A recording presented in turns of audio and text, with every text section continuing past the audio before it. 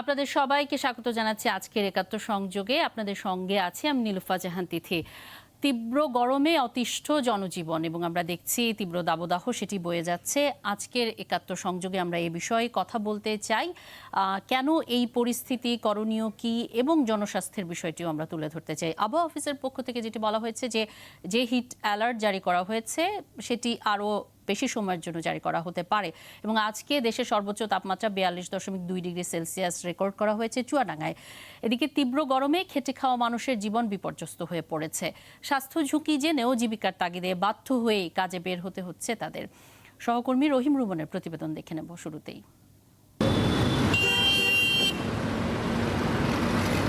তপ্ত দুপুর আর তীব্র গরম, এমন হাঁসফাঁস অবস্থায় অনেকে যখন সুযোগ খুঁজছে অবসরের, তখনও জীবিকার তাগিদে থেমে নেই রিকশার প্যাডেল। খেটে খাওয়া এই মানুষগুলোর দাবি, রোদ বৃষ্টি বা তীব্র গরম যেটাই হোক, জীবিকার তাগিদে তাদের বের হতেই হয়। তাই একটু ফুসরতেই যতটা সম্ভব চেষ্টা চলে নিজের সুরক্ষার। আমাদের সমস্যা নাই, আমাদের রোদ খায় খায় অভ্যাস হয়ে গেছে। যে ক্যাপ করে দিলে পরে 100-200 টাকা আনলে বলেই পানি খেতে হবে, ঠান্ডা পানি। আবহাওয়া দপ্তর থেকে জারি হওয়া হিট অ্যালার্টের মধ্যেও জীবিকার তাগিদে কাজে নামতে হয়েছে শ্রমজীবী মানুষকে। এদের প্রত্যেকের দাবি, নিরুপায় হয়ে ঝুঁকি জেনেও কাজে বেরিয়েছেন তারা। পেটের দান্দাই তো বেরোতেই হয়, না করলে আমাকে কে দিবে? ইনকাম তো করা লাগবে, রোদ্দুর হোক যেটাই হোক করাই তো লাগবে। আমি তো 3-4 দিন ধরে জ্বরে আসছিলাম, জ্বর থাকতে গাড়ি লিয়ে বাড়িলাম, বাড়ি হয়ে যা ফেরার দেওয়া তো করুন লাগবে। কাজ না করে তো আমাদের খাওয়া দাওয়া সমস্যা, ছেলেমেয়েদের লেখাপড়ার সমস্যা, যার ফলে এই গরম তো করা লাগে। গরমের এত তীব্রতার পরও কোনো সুখবর নেই আবহাওয়া অফিসের, বরং এপ্রিল জুড়েই গরম আরও বাড়ার পূর্বাভাস দেওয়া হচ্ছে। নেই সহসা বৃষ্টির সম্ভাবনাও। গতকালকার যে সর্বোচ্চ তাপমাত্রা ছিল সেটা স্বাভাবিকের চেয়ে কিন্তু 1-2 ডিগ্রি সেলসিয়াস বেশি ছিল, তবে পাশাপাশি যে সর্বনিম্ন তাপমাত্রা সেটা কিন্তু স্বাভাবিকের চেয়ে 4 থেকে 5 ডিগ্রি সেলসিয়াস বেশি ছিল। এই যে সর্বনিম্ন তাপমাত্রা স্বাভাবিকের চেয়ে অনেক বেশি থাকার কারণে আমাদের যে অনুভূতি সেটা কিন্তু আরও বৃদ্ধি পাচ্ছে। রংপুর বিভাগে তাপমাত্রা বৃদ্ধি পাওয়ার সম্ভাবনা রয়েছে 1 থেকে 2 ডিগ্রি সেলসিয়াস। আর যেটা আমাদের হিট অ্যালার্ট ছিল 19 তারিখে, সেটা পরবর্তী 3 দিনের জন্য ছিল, সেটা আগামী দিন আবার সেটার এক্সটেনশন করার সম্ভাবনা রয়েছে। আবহাওয়া অফিস বলছে পুরো এপ্রিল জুড়েই থাকতে পারে গরমের এমন তীব্রতা। তবে আগামী 3 দিন পর সিলেট ও ময়মনসিংহ বিভাগে বৃষ্টির সম্ভাবনা আছে। তবে এরপরই আবারও বাড়বে তাপমাত্রা। রহিম রুমন, একাত্তর, ঢাকা। এই পর্যায়ে অতিথিদের যুক্ত করে নিতে চাই। আজকে আমাদের সাথে যুক্ত আছেন অধ্যাপক ডক্টর আইনুন নিশাত, জলবায়ু পরিবর্তন বিশেষজ্ঞ, যুক্ত আছেন মেডিসিন বিশেষজ্ঞ, প্রধানমন্ত্রীর ব্যক্তিগত চিকিৎসক অধ্যাপক ডাক্তার ABM আবদুল্লাহ, এবং আমাদের সহকর্মী যশোর থেকে SM ফরহাদ হোসেন যুক্ত আছেন। প্রথমেই অধ্যাপক ডক্টর আইনুন নিশাত এবং অধ্যাপক ডক্টর ABM আবদুল্লাহ, আপনাদের দুজনকে অসংখ্য ধন্যবাদ আমাদের সাথে যুক্ত হবার জন্য। স্বাগত জানাচ্ছি একাত্তর সংযোগের আজকের আয়োজনে। আপনাদের কাছে আসবো, তবে যশোরের পরিস্থিতি একটু জেনে নেব। SM ফরহাদ হোসেন, যশোর এবং চুয়াডাঙ্গায় আমরা দেখছি যে সর্বোচ্চ তাপমাত্রা সেটি কিন্তু থাকছে এবং গতকাল যশোরে সর্বোচ্চ তাপমাত্রা ছিল, সেখানকার জনজীবনে ব্যাপক আকারে প্রভাব পড়েছে। এই বিষয়ে একটু জানাবেন এবং আবহাওয়া অফিস থেকে কি বলা হচ্ছে, ঝড় বৃষ্টির কোনো সম্ভাবনা রয়েছে কিনা, এবং আমরা শুনছি এপ্রিল মাস জুড়ে এই পরিস্থিতি থাকবে। আবহাওয়া অফিসের সবশেষ তথ্য কি? দুঃখিত, SM ফরহাদ হোসেনের সংযোগটি বিচ্ছিন্ন হয়ে গেছে। নিশ্চয়ই আমরা যুক্ত হলে তার কাছ থেকে সেখানকার খবর জানবো। অধ্যাপক ডক্টর আইনুন নিশাত, আপনার কাছে আসতে চাই।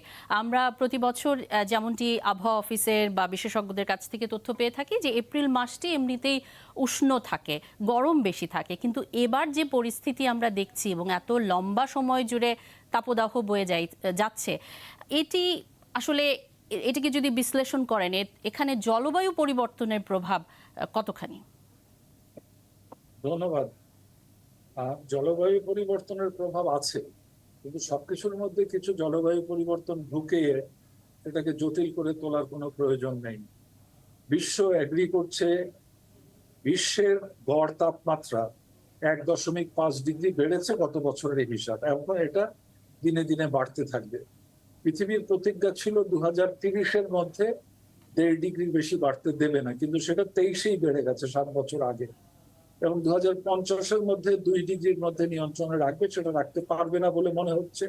এটা 2.5 এমনকি 3 ডিগ্রি, 3.7 ডিগ্রিও হয়ে যেতে পারে।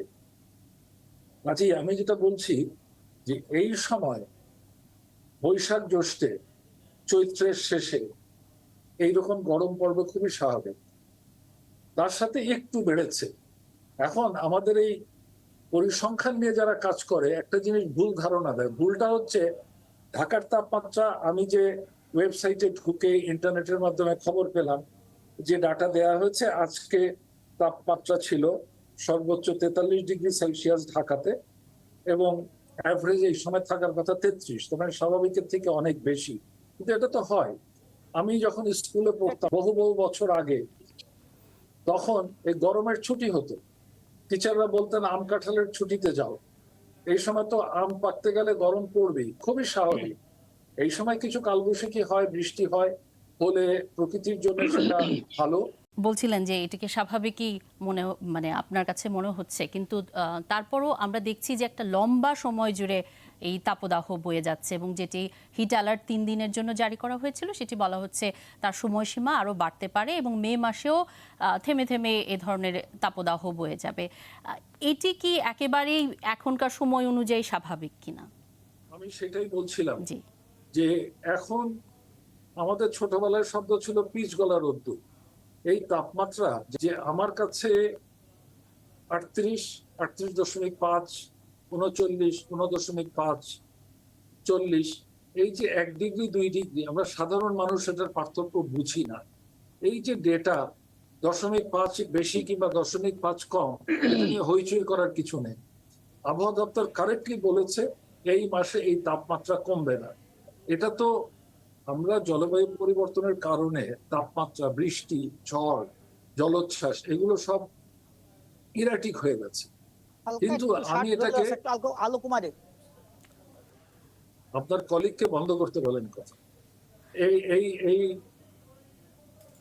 ওকে, যেটা বলছিলাম যে এই সময়ে স্কুল কলেজ বন্ধ করাটা খুবই বুদ্ধিমানের কাজ হয়েছে।